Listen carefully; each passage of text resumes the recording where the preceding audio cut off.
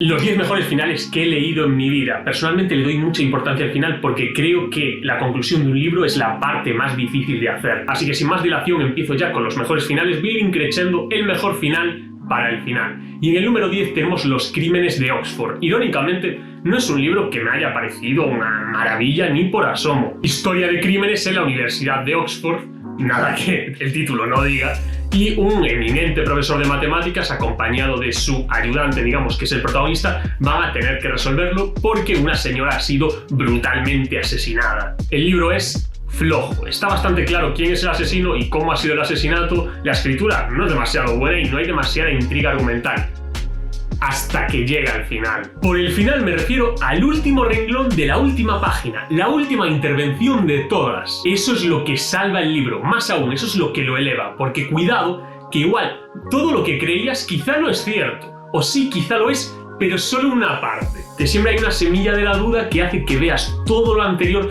todo el libro anterior con diferentes ojos. Muy bueno. Y en el puesto número 9 tenemos Historia de dos ciudades, otro libro que tiene bastantes altibajos, todo se ha dicho, sus altos son bastante altos, todo se ha dicho también, sus bajos me parecen bastante bajos. Al padre de Lucy Manet, al señor Manet, lo encierran en la cárcel de la Bastilla durante 18 años. Y nadie sabe realmente por qué lo encerraron. Todo el mundo sospecha que algo muy oscuro y siniestro ha tenido que pasarle. La familia consigue sacarlo de allí, pero el pasado turbulento del señor Manet, que es un hombre que la verdad ha perdido bastante la cabeza, está bastante demente, les va a embestir en mitad del estallido de la Revolución Francesa. Y no solo eso, sino que también al prometido de la propia Lucy, Charles Darnay, no se sabe bien por qué, pero hay quienes quieren acabar con él. Y en esas estamos hasta que aparece otro personaje llamado Sidney Carton. Porque Sidney Carton y Charles Darnay son casi idénticos.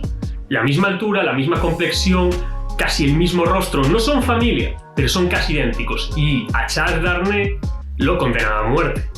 Pero Charles Darnay no va a morir. Cada uno que vaya ya hilando caos. Vale totalmente la pena leer este libro solo por ese final, porque no es únicamente lo que ocurre, no es únicamente el sacrificio, es la última reflexión que hace Sidney Carton en el momento en el que va a morir, o justo antes del momento en el que va a morir. Esa última escena acompañando a una niña, bueno, a una joven inocente, y el hombre piensa por qué ha hecho lo que ha hecho, piensa por qué se ha sacrificado, y no se arrepiente. De hecho, se llena de orgullo y puede morir con la conciencia totalmente tranquila. Un final muy bueno. En el puesto número 8, sí, 8, acabo de dudar un poco con el tema de los dedos, tenemos El coronel no tiene a quien le escriba, de Gabriel García Márquez, un libro ambientado tras la Guerra de los 1000 días en Colombia. No le di tanta importancia a este final en su momento cuando lo leí, pero cuanto más lo pienso, más creo que es un gran final. Porque es una novela corta y toda la novela está pensada para ese final. Toda la novela está construida en torno a ese final. Está construida para desembocar en ese final. Y eso es algo que yo valoro mucho porque indica que el autor sabe perfectamente hacia dónde quiere dirigir su historia. Y el final literalmente acaba con el protagonista diciendo mierda. Mierda. La palabra mierda. Literalmente mierda. Pero ese mierda. Ese último mierda. Ese mierda dice mucho. Ese mierda lo dice todo. Porque él y su esposa están con el agua hasta el cuello, son pobres, son viejos, no tienen para comer, ella está prácticamente vencida por el asma y están en las últimas. De hecho, de verdad, es literal, se van a morir de hambre. Su supervivencia depende de que un gallo de pelea que no tienen y probablemente nunca tengan, gane una pelea que todavía no se ha celebrado. Es un veterano de la Guerra de los 1000 días que está esperando día tras día, va al correo a esperar que le den su pensión por los servicios prestados, pero ese correo y esa pensión nunca llegan, pero él no pierde la fe. Sigue teniendo fe, sigue teniendo esperanza hasta un punto prácticamente irracional. Y es por eso que ese mierda, hace evolucionar el personaje, no, rompe por completo el personaje. Es muy bueno. Como Miriam, en el puesto número 7. Miriam, cuyo final también es una palabra. También es una palabra, no es mierda en este caso, pero es una palabra muy contundente. No voy a decir qué palabra es, porque sinceramente es mucho mejor leerlo y porque tampoco dice mucho. Es una palabra común, es una palabra corriente, es una palabra que para entender la implicación que tiene hay que leerlo, porque además es un relato muy corto. Siempre lo digo, siempre lo diré, Miriam es el único relato de miedo que realmente me ha dado miedo. Aprende Edgar Allan Poe Y ese final, esa última escena, esa última palabra, es de lo más impactante, de lo más contundente que he leído nunca. Y no te voy a engañar, es un final abierto, como en El Coronel no tiene quien le escriba, y muchas veces los finales abiertos enfadan, enojan, porque a veces se sienten como una especie de cobardía, entre comillas, del autor, que no se atreve a cerrarlo de una manera concreta, o más bien concretada. Pero en este caso no. De hecho, es de las pocas veces que yo he sentido que un final abierto tiene mucha más coherencia, tiene todo el sentido del mundo e incluso es más adecuado que cualquier otro final cerrado. Tienes que leerlo. Si hay un final que cambió para siempre la historia de las historias, o por lo menos las historias policíacas, novela negra, detectives, series de asesinatos, películas, todo este tipo de historias, es El asesinato de Roger Ackroyd, de Agatha Christie. Este libro es el que le enseñó a todos los escritores que quieren cultivar este tipo de novelas cómo se debe hacer un final en este género. Un verdadero final estilo El asesino es tan redoble de tambores, un dedo acusador y de repente el dedo señala al otro lado de la sala a un personaje que nadie sospechaba que pudiese ser el asesino y todo el mundo se queda, ¡oh Dios mío! Este personaje no ha podido hacerlo, ¿cómo puedes decir que lo ha hecho Maggie Simpson? Este tipo de final es el que ocurre en el libro de Roger Ackroyd, El asesinato de Roger Ackroyd. No es el final literal de señalar con el dedo, por supuesto, pero es un final legendario. Y destaco también el final de El asesinato del Orient Express, también de Agatha Christie. Para mí son los dos mejores libros que he leído de Agatha Christie. Con diferencia, yo siempre los pongo al mismo nivel, para mí siempre van juntos, porque ambos finales tienen ese golpe, ¿no? Tienen esa contundencia, ese efecto sorpresa que la verdad es que yo creo que cambió, ya le digo, para siempre las bases de la literatura policíaca. Vamos a por el quinto final. No todo final tiene que ser impactante, no todo final tiene que ir a jugar a ese factor sorpresa de, oh Dios mío, no me lo esperaba, no. Lo principal de un final es que sea coherente, que tenga coherencia en base a todo lo que llevamos viendo de la historia. Si además de coherente es sorprendente, mejor que mejor, pero muchas veces el final más obvio es el más adecuado. A veces lo obvio es obvio por algo. Ocurre esto, me ocurre especialmente con La traición de Roma, el último libro de la trilogía de Santiago Posteguillo de Publio Cornelio Escipión el Africano. Los dos primeros libros, la verdad es que tienen un final muy bueno. El final que te promete lo que está por llegar, ¿no? El final con la promesa de que esto va a continuar y va a continuar todavía mejor. En el primer libro aún esperas el desenlace entre Escipión y Aníbal, y en el segundo libro se te plantea el personaje de Antíoco III, rey de Siria, quién lo va a derrotar, tiene un ejército imparable. Bueno, te quedas con la intriga, ¿no? Pero yo me quedo con el final del tercer libro, porque es el declive de los protagonistas. ¡Mueren! ¡Mueren! Es así de simple, mueren. Y no tienen por qué morir de forma épica, de forma dramática. No, Escipión no muere de forma épica. Muere porque estaba enfermo y muere en su cama. Muere de forma coherente, muere de forma lógica. Otra cosa es la muerte de Aníbal, esa es otra cosa, es muy buena. Pero el tiempo va pasando, porque es una novela histórica, y va pasando, y al final del libro, pues todas las subtramas de todos los personajes se tienen que ir cerrando. Escipión hijo da un golpe en el Senado, y Plauto también muere. También porque le llegó la hora. No es una muerte dramática, ni una muerte que dices, oh Dios mío, qué terrible, qué cruel. No, es que todos vamos a morir tarde o temprano. Yo valoro mucho este tipo de finales en los que simplemente el tiempo pasa y el tiempo no perdona a nadie. Y tiene mucho sentido, tiene todo el sentido del mundo. Así que es un final muy bueno. Y la verdad es que la muerte de Aníbal Barca lo eleva a otro nivel. Llegamos al cuarto mejor que yo he leído, El Principito, de Antoine de Saint-Exupéry. El vídeo más visto de este canal va de ese libro espectacular, libro fundamental, sensacional, que recomiendo a todo el mundo leer. ¿Murió o no murió el Principito? Ay, complicado de decir. Yo creo que sí, pero no lo sé.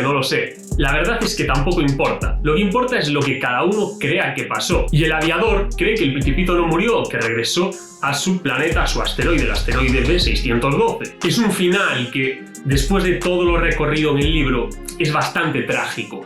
Pero me gusta que no se recree en la tragedia y dé ese margen a pensar de que cada uno puede pensar lo que quiera en este final, ¿no? Me parece muy acertado. Pero hay tres finales que para mí son los mejores que he leído, con mucha diferencia, incluso mejores que el final del Principito. Quiero hacer mención honorífica también al final, por ejemplo, del Padrino o de Rebelión en la Granja, que me parecen finales sensacionales. Pero vamos al puesto número 3. El bronce está muy disputado. El oro lo tengo clarísimo.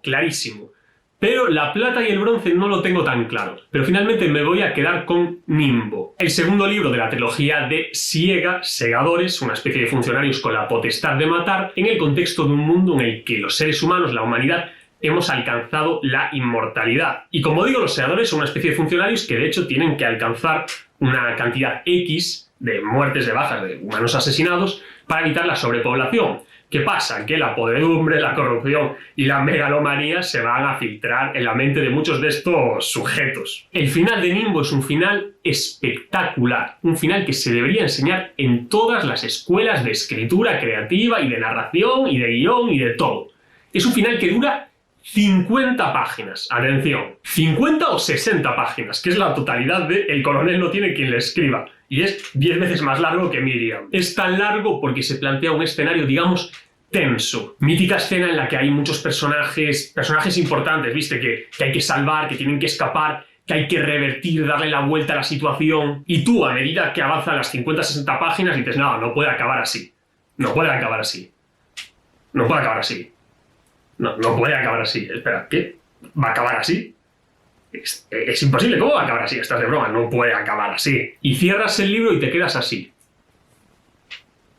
Y en todo ese proceso has vivido una intriga, un suspense y una tensión que sientes prácticamente en el cuerpo. Es un final que se cocina a fuego lento y tú estás esperando todo el rato ese momento en el que los protagonistas, los personajes van a revertir, van a darle la vuelta a la situación, van a zafarse del peligro, pero las páginas pasan, pero tú no pierdes la esperanza, pero las páginas siguen pasando. Es una genialidad, el ejemplo perfecto de que un final a la altura te puede catapultar a lo más alto, porque Nimbo es un buen libro, de hecho es un libro bastante bueno, pero con ese final alcanza la excelencia. Pero hay dos finales que he leído que me parecen todavía mejores que el de Nimbo, y la plata se la lleva Balada de pájaros, cantores y serpientes, la precuela de Los Juegos del Hambre de Susan Collins. Creo que va a salir la adaptación, si no me equivoco, va a salir en noviembre la adaptación cinematográfica. Tengo que hacer un vídeo a ese libro, porque lo he dicho, lo sigo diciendo, lo seguiré diciendo.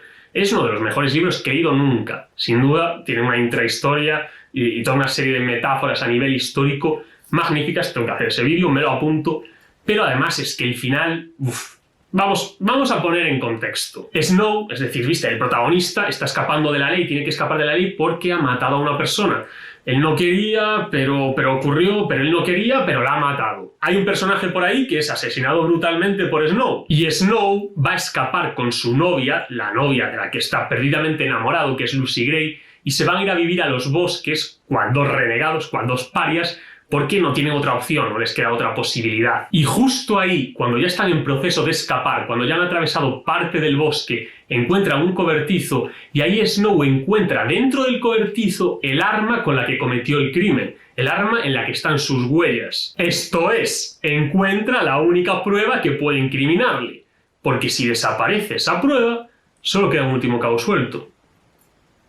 Su novia. Ella es el único testigo que queda que puede incriminarlo. Pero él está enamorado de ella. Él no piensa en matarla, ni se lo plantea. Espérame un momento que voy a recoger unas raíces para que comamos afuera. Ah, bueno, vale. Aquí te espero. Y la novia, Lucy Gray, se va por las raíces y Snow se queda pensando en todo esto, ¿no? En todo este asunto. ¿Es que ahora qué hago? ¿Es que ahora qué? ¿Es que el arma está allí? Es que yo realmente no quiero ser un paria, no quiero irme a vivir a los bosques, me gusta vivir, sinceramente, en sociedad, en civilización. Y... Espera. ¿Cuándo dijo que iba por las raíces? Espera, ¿qué hora es? Y él se empieza a dar cuenta de que ella se ha dado cuenta de que ella misma es el último cabo suelto. Y tanto Snow como Lucy Gray, a lo largo de la novela, han matado a gente. Ambos han matado a gente por lo que sea, por el motivo que sea. Pero ninguno de los dos está limpio. Son supervivientes natos. Y Snow le quiere decir que está bien, que no pasa nada, que no se preocupe, que esté tranquila. Pero tiene miedo. Tiene miedo porque no vaya a ser que ella acabe con él pensando que él quiere acabar con ella. Entonces Snow, antes de salir del cobertizo, coge el arma. Y empieza el cabo del miedo de Robert De Niro, el abogado. Pero en versión Juegos del Hambre. Lucy Gray, andas por ahí, con la escopeta en la mano, y no la quiere matar, pero él sabe que ella sabe que él sabe que ya es el último cabo suelto. Oh, Dios mío, es brillante, te lo prometo, me trastocó. Estuve días, con ese final en la cabeza, con la voz de Lucy Gray, Lucy Gray. Es magnífico, magnífico. Porque aquí, este es el ejemplo perfecto de lo que decía, de que un final, lo primero tiene que ser coherente. Pero si además de coherente es sorprendente, mejor que mejor. Y yo me acuerdo perfectamente, estaba leyendo esta novela y decía, no, va a haber segunda parte. Va a haber segunda parte seguro, porque quedan 15 páginas, 20 páginas, y esto, aunque se tiene que concluir todo, se tiene que cerrar la trama, es imposible que en 15 páginas de tiempo. Pues dio tiempo, sí, hostia. Joder, sí dio tiempo, la verdad es que me dejó loco. Muy bueno, se queda corto. Magnífico final. Pero hay un final mejor que este, el mejor final que he leído. El número 1, la medalla de oro. Es un final con un esquema muy diferente a este tipo de finales sorprendentes, giros inesperados.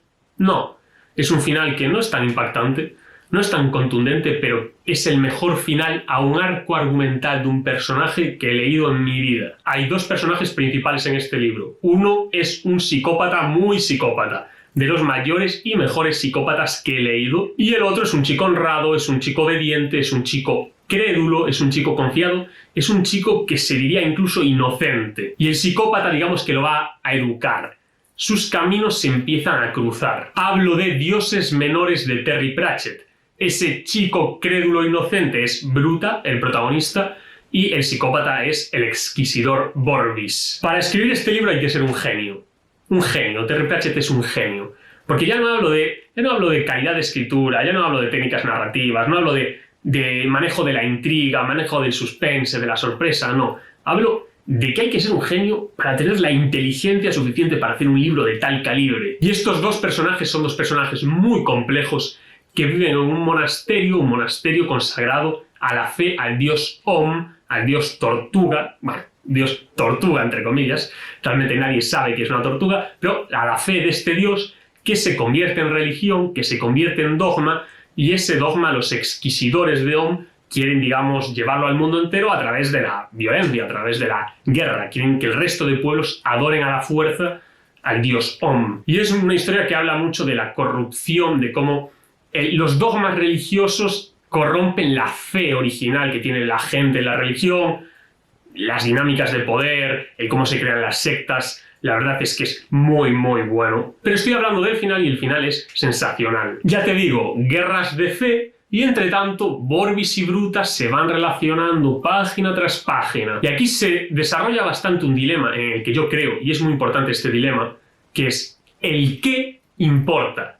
Pero el por qué también es muy importante, es decir, no solo importan los hechos y los actos, sino los motivos de las personas para hacer esos actos. Porque al final ambos personajes hacen cosas incluso muy parecidas, muy graves, pero sus motivos son muy diferentes. Ni el uno es un héroe, ni el otro es un villano, son simplemente lo que son personas. Y ese final, un final que no puedo resumirte bien, sinceramente, porque es el culmen de toda una obra inconmensurable. Ese final en el que los dos ya están igualados en cuanto a poder porque han muerto y están en la siguiente vida, ¿vale? Están en la vida más allá de la vida.